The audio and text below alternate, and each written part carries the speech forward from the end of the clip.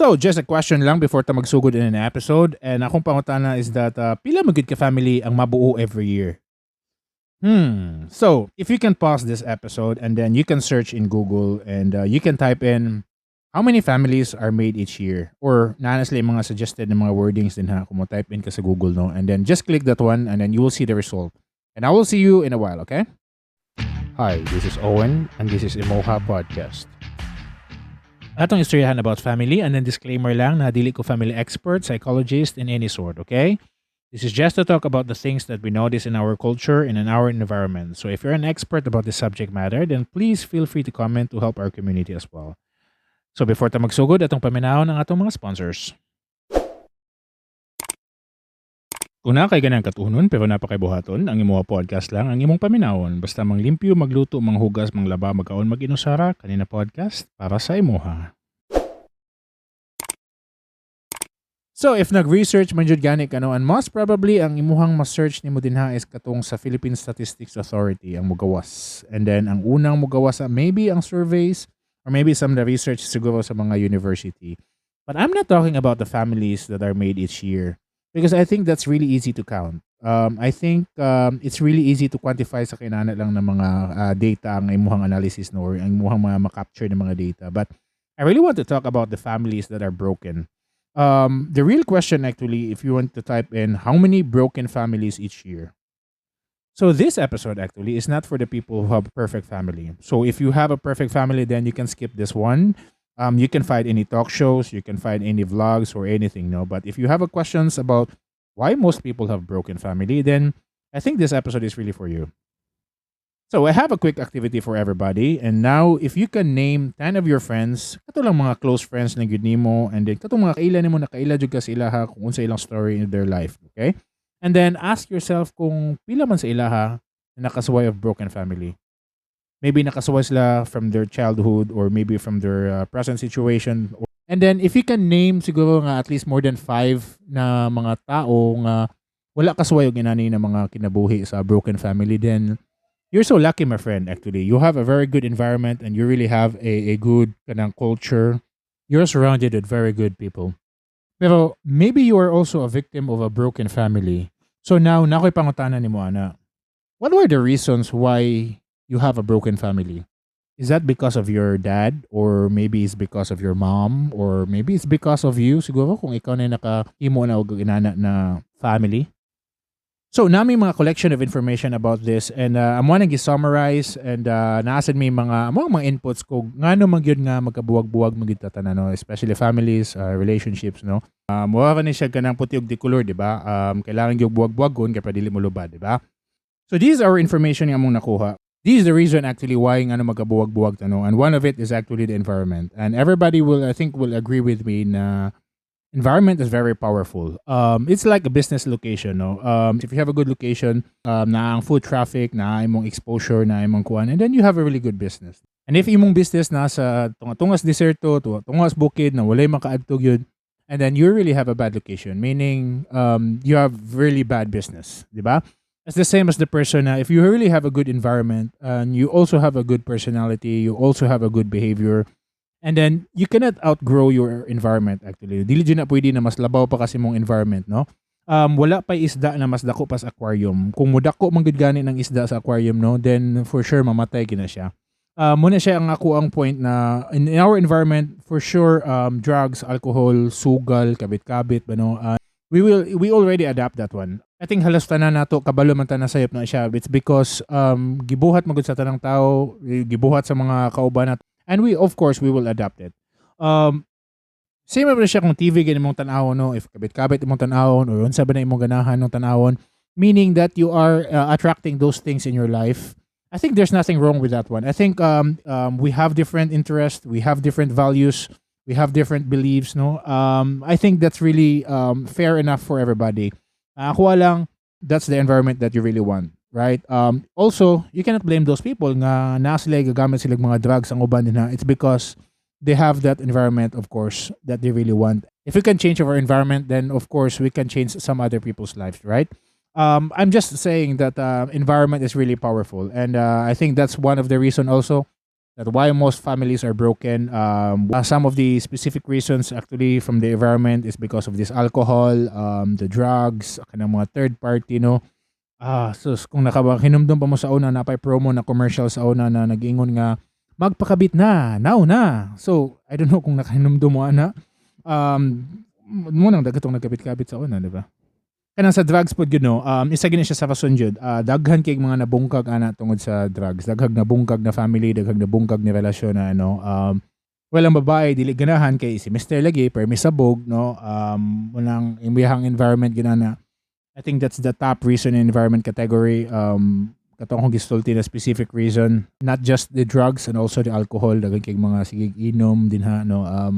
And not just for the male, I think, yeah, common siguro siya sa mga lalaki na daghan kay mga gagamit ana, but take note, daghan sa mga babae na mogamit ana, okay? Naapoy mga babae nga sabog sad permi no. And also sila po yung mga unang mga liwa. Sila mo na mag third party. It's because they are attracting also that kind of thing. So the second reason is all about money. Nanasad ani topic about money. I don't know, every time na ako i-research no, ang money gimugawas yan. I don't know.